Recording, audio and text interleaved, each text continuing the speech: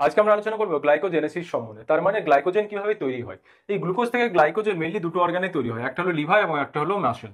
তাহলে লিভারের মধ্যে যখন গ্লুকোজটা প্রবেশ করে, ওই glucose is immediately converted to glucose 6 phosphate. অর্থাৎ গ্লুকোজের যে 6 নম্বর কার্বন রয়েছে সেখানে একটা ফসফেট গ্রুপ এসে অ্যাটাচ হয়। এই ফসফেট গ্রুপটা কোথা থেকে আসে? এটিপি থেকে। তাহলে এটিপি থেকে যদি ফসফেট এখানে চলে আসে, এটিপি কিসে তৈরি হবে? এডিপিতে তৈরি হবে। এবং তার সাথে দেখো এখানে ম্যাগনেসিয়াম লাগে। এখানে কোন এনজাইম কাজ করে?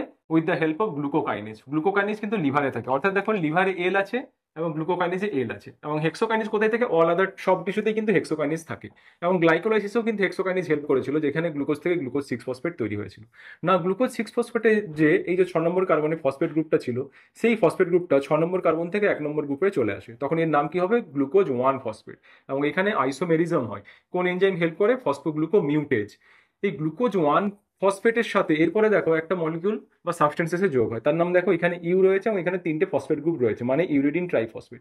ইউরিডিন ট্রাইফসফেট যখন এই গ্লুকোজ 1 ফসফেটের সাথে অ্যাটাচ হবে, গ্লুকোজ 1 ফসফেটের একটা ফসফেট এবং ইউরিডিনের একটা ফসফেট বেরিয়ে যাবে। তাহলে এখানে কি পড়ে থাকবে? গ্লুকোজ পড়ে থাকবে আর ইউরিডিনের ডাইফসফেট পড়ে থাকবে। তাহলে এই সাবস্টেন্সটা এখন নাম কি হবে? Uridine diphosphate glucose. This is the active form of glucose. এবং এখানে কে হেল্প করে? Uridine diphosphate glucose phosphorylase. Now uridine diphosphate গ্লুকোজের পরে কি হবে? আমরা যা আমাদের জানতে হবে যে গ্লাইকোজেনিনের স্ট্রাকচারে কিন্তু একটা প্রোটিন রয়েছে। তাহলে এখানে কোন প্রোটিনটা আসতে হবে? ডেফিনেটলি গ্লাইকোজেনিন। এই গ্লাইকোজেন প্রোটিন এই ইরিডিন ডাইফসফেট গ্লুকোজের সাথে অ্যাটাচ হবে, কিন্তু ইরিডিন ডাইফসফেট কিন্তু থাকবে না। তখন কি হবে? তাহলে দেখো যখন গ্লাইকোজেনিন এখানে ইরিডিন ডাইফসফেট গ্লুকোজের সাথে অ্যাটাচ হচ্ছে, ইরিডিন ডাইফসফেট কিন্তু রিলিজ হয়ে যাচ্ছে। এবং গ্লাইকোজেনিনের যে টাইরোসিন অ্যামাইনো অ্যাসিড রয়েছে, তার যে ওএইচ গ্রুপ রয়েছে, তার সাথে এই গ্লুকোজটা এসে অ্যাটাচ হবে। এবং শুধু এইভাবে একটা গ্লুকোজ নয়, আরো 2-3টে গ্লুকোজ এসে অ্যাটাচ হবে। তাহলে কি হবে? মেন যে সাবস্টেন্সটা এখন তৈরি হবে, একটা গ্লাইকোজেনিন থাকবে, তার সাথে 3টে গ্লুকোজ অ্যাটাচমেন্ট হয়ে থাকবে। এটাকে কি বলে? Glycogen primer. এই গ্লাইকোজেন প্রাইমার হয়ে যাওয়ার পরে এরপরে মেন যে এনজাইমটা কাজ করে সেটা হলো glycogenin synthase. This is the rate limiting enzyme. এই গ্লাইকোজেনিন সিনথেস এরপরে কি করবে? এরপরে যখন ওই গ্লুকোজটা আসবে আর কিন্তু গ্লাইকোজেনিনের আসার দরকার পড়বে না। গ্লাইকোজেন সিনথেস এরপরে যে ইরিডিন ডাইফসফেট গ্লুকোজ ছিল সেখান থেকে ইরিডিনটাকে আলাদা করে দেবে এবং গ্লুকোজটাকে নিয়ে করে এই যে গ্লাইকোজেন প্রাইমার তৈরি ছিল তার সাথে গ্লুকোজটা অ্যাটাচ করতে শুরু করে দেবে। এবং গ্লুকোজের আমরা যদি দেখি, এইটা হচ্ছে 1 নম্বর কার্বন, 2, 3, 4, 5 এবং এখানে 6 নম্বর কার্বন রয়েছে।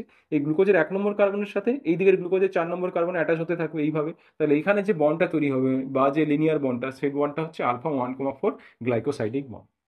এইভাবে তৈরি হতে থাকবে। এখন তৈরি হওয়ার পরে দেখো এরপরে মেন যেটা হবে, দেখো আমরা যদি এখানে দেখি গ্লুকোজ এখানে টোটাল হচ্ছে 7টা, এখানে 10 এবং 16। এই 10-এর পরে যে গ্লুকোজগুলো তৈরি হচ্ছে, এই গ্লুকোজগুলো এই লাইনার ফর্মে না থেকে, এই গ্লুকোজটা 10 নম্বরের পরের গ্লুকোজটা লাইনার ফর্মে না থেকে 7 নম্বর যে গ্লুকোজ ছিল, 7 নম্বর গ্লুকোজের সাথে ব্রাঞ্চ তৈরি করবে। অর্থাৎ এখান থেকে যদি আমি এখানে দেখি, দেখো এটা 7 নম্বর গ্লুকোজ, 8, 9, 10, 10-এর পরের যে গ্লুকোজটা ছিল সেই গ্লুকোজটা এখানে 7 নম্বর গ্লুকোজের সাথে এই পোর্শনটা এখানে এসে কিন্তু ব্রাঞ্চ তৈরি করেছি। এবং আমরা যদি দেখি এটা কোন কার্বনের সাথে অ্যাটাচমেন্ট হয়েছে, 1, 2, 3, 4, 5, 6 নম্বরের সাথে, তাহলে এটার নাম কি হবে? α1,6 গ্লাইকোসাইডিক বন্ড। ওকে। তাহলে আলটিমেট যে গ্লাইকোজেন স্ট্রাকচারটা, তাতে কি থাকবে? গ্লাইকোজেনিন থাকবে, তার টাইরোসিন অ্যামাইনো অ্যাসিডের সাথে ওই যে গ্রুপটা যে রয়েছে তার সাথে গ্লুকোজটা অ্যাটাচ থাকবে এবং এইভাবে প্রথমে একটা লিনিয়ার ফর্মে থাকবে এবং তারপরে ব্রাঞ্চ তৈরি হবে। আবার নেক্সট কি হবে? এই গ্লাইকোজেন সিনথেস আবার গ্লুকোজ অ্যাটাচ করবে, যখনই 10-এর বেশি গ্লুকোজ হয়ে যাবে সেখান থেকে আবার ব্রাঞ্চ তৈরি হয়ে যাবে।